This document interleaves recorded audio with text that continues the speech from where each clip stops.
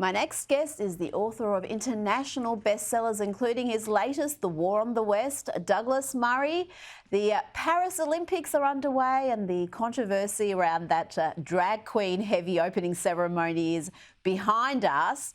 The French have done their absolute best to present an idyllic version of Paris that you argue in your latest piece for The Spectator no longer exists.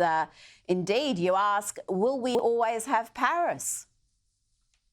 Well, that idyllic Paris does exist in the centre, but only as long as you have tens of thousands of policemen and soldiers stationed on the streets.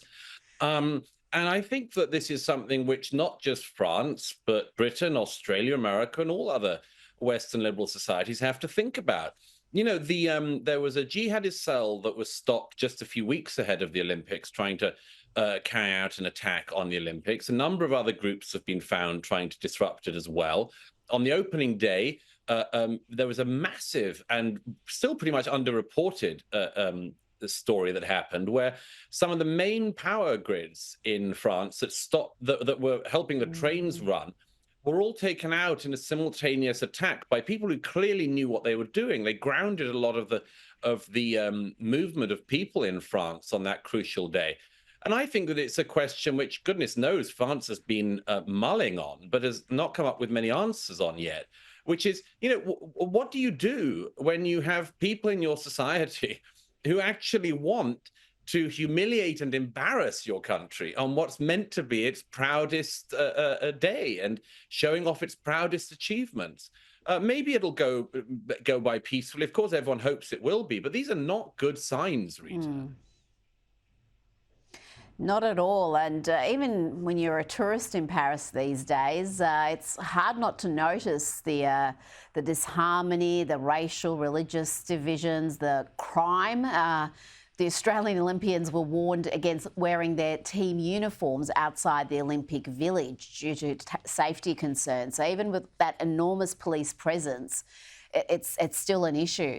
Now, let's talk about a woman who is undergoing a rather dramatic rebrand. Kamala Harris is being presented by the Democrats and the US media as a vibrant and visionary, completely competent presidential candidate.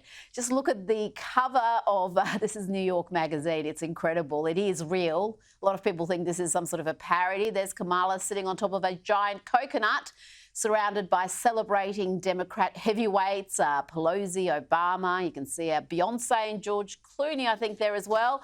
Douglas, are you excited for the Camelot era?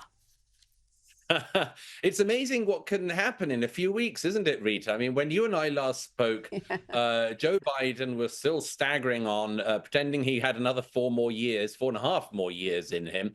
And everyone in the legacy media, with a few noble exceptions, was saying, absolutely, this guy is the future. He may be 81, but he's the future. And we won't hear any talk to the contrary. Now, of course, Joe Biden is already the past and has been clearly unceremoniously ditched at the behests of leaders of his own party.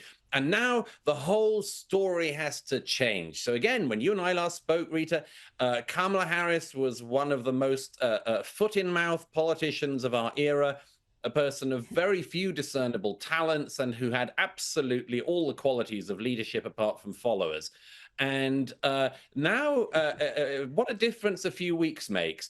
Because now, of course, there's New York Magazine and all those same legacy media, again, with a few noble exceptions, are seriously trying to push Kamala on the not just American public, but the world public as the savior of the republic. And it's quite a sight to behold. You know, these are long weeks in politics these days. There's several months until the election. Goodness knows what will happen in the meantime. But I reckon that this varnish and gloss and razzmatazz that the Democrat loyal media are trying to push is not really going to stick. I think it's going to wear off pretty fast.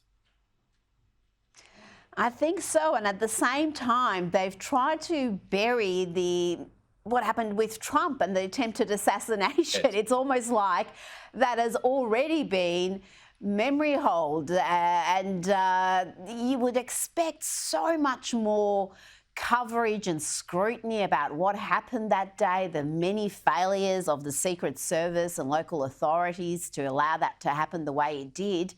But Douglas, there seems to be very little interest in pursuing that story from the bulk of the media. Well, it's not just the story of that, Rita, but I think it's the story also of what led up to it. I mean, the only person responsible for this, so far as we know at the moment, is the gunman. And his motives are still being looked into by the intelligence services and so on.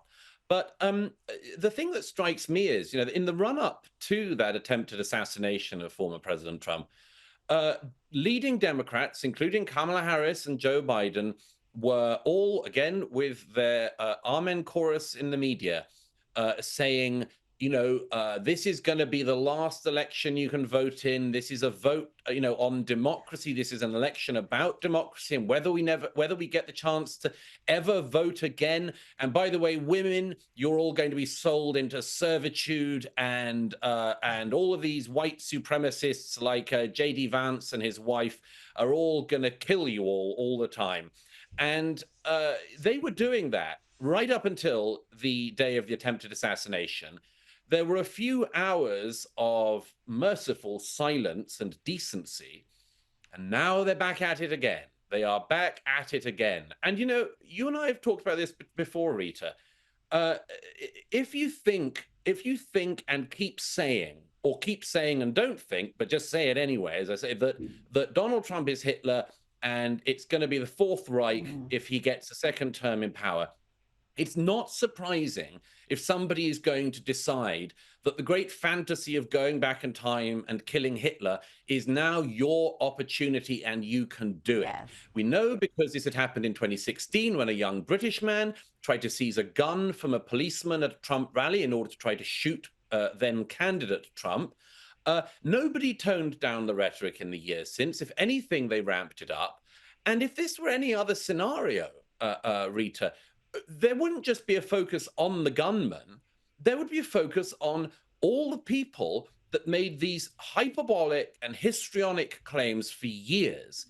And people would be saying, why don't we tone it down a bit? Why don't we stop pretending that, Donald Trump and J.D. Vance are white supremacist Hitlerites, and just recognize there are other Americans with a different vision of where we're going in America, and they need to be taken on for their arguments. But no, oh no. The ability to do that lasted a few minutes some Saturdays ago, and now they're back at it. And I think it's shameful, for one. I don't think it's a discourse that should be in politics, because at the end of the day, the people who made those arguments have been in what should be a much stickier position, because they're saying, this guy is Hitler, but I'm sorry he wasn't killed. Well, good luck holding on to those two ideas at the same time. Good luck. And you are so right. That reckless rhetoric started within minutes, literally within minutes. Some people held out for a few hours, but they're all back at it now. Now, we've seen the Biden administration being consistent, to say the least, when it comes to America's support of Israel in its war against Hamas. What sort of Middle East policy would we see under a Kamala Harris administration? The Vice President gave us an insight after her meeting with Benjamin Netanyahu. She told the Israeli Prime Minister the war must come to an end and vowed to not be silent about suffering in Gaza. And in what CNN called a notable moment, Harris concluded her remarks by telling reporters that the war in Gaza is not a binary issue. It is important for the American people to remember the war in Gaza is not a binary issue. However, too often the conversation is binary, when the reality is anything but. So I ask my fellow Americans to help encourage efforts to acknowledge the complexity, the nuance, and the history of the region. Let us all condemn terrorism and violence. Let us all do what we can to prevent the suffering of innocent civilians, and let us condemn anti-Semitism, Islamophobia, and hate of any kind. Douglas, what do you make of those comments? I mean, it's first of all, of course, it's tip-top advice from Vice President Harris, isn't it? She said to Benjamin Netanyahu that the war should end. I'm sure that's absolutely fresh to him. He must be surprised that's never occurred to him or anyone in his government. Everybody wants the war to end. But, what is Kamala's plan to get back the hostages, including the American hostages that are held by Hamas and other Islamic militants in Gaza? What's her plan to get them back? She's weirdly silent about it. What is her great expertise in warfare or indeed in anything much to start lecturing an ally that is at war with an enemy that wishes to annihilate it? It's astonishing to me. I mean, if she wants to stop the killing, what's Kamala Harris's plan for stopping Hezbollah launching rockets into Israel, like the one this week that killed more than 10 incredible young children, Druze children, from the extraordinary Druze community in Israel? What's her plan to stop Hezbollah rocketing Israeli children when they're playing in a field in northern Israel? What's her plan?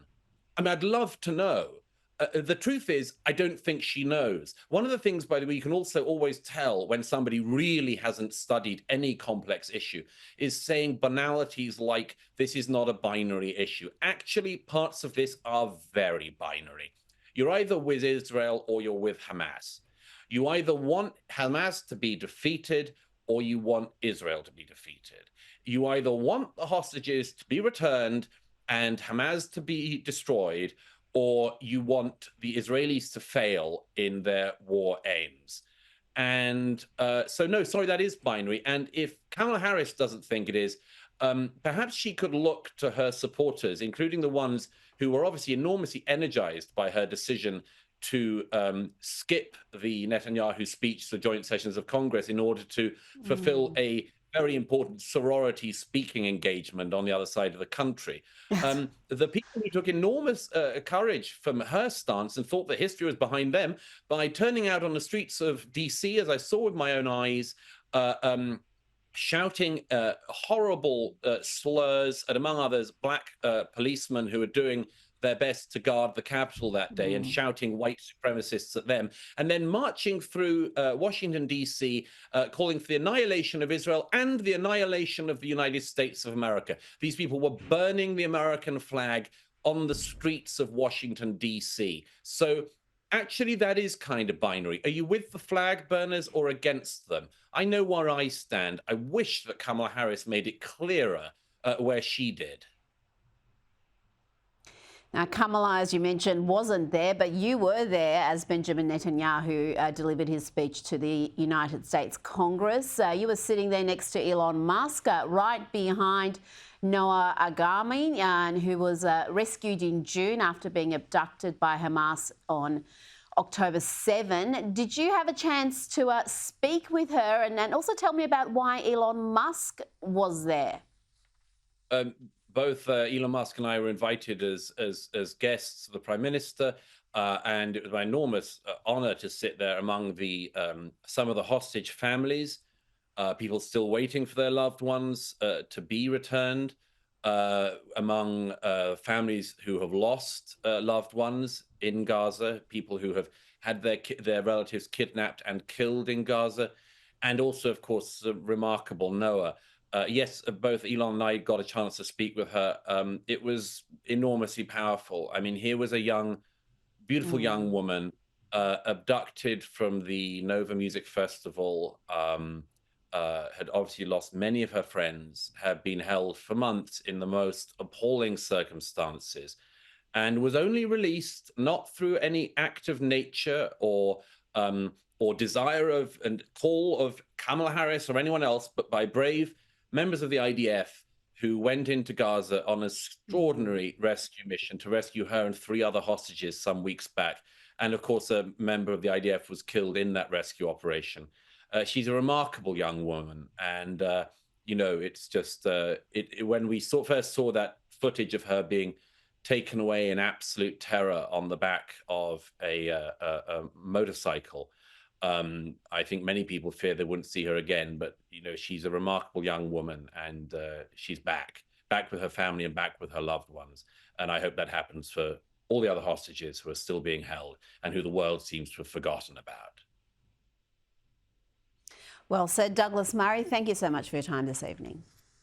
Great pleasure as always, Rita. Thank you.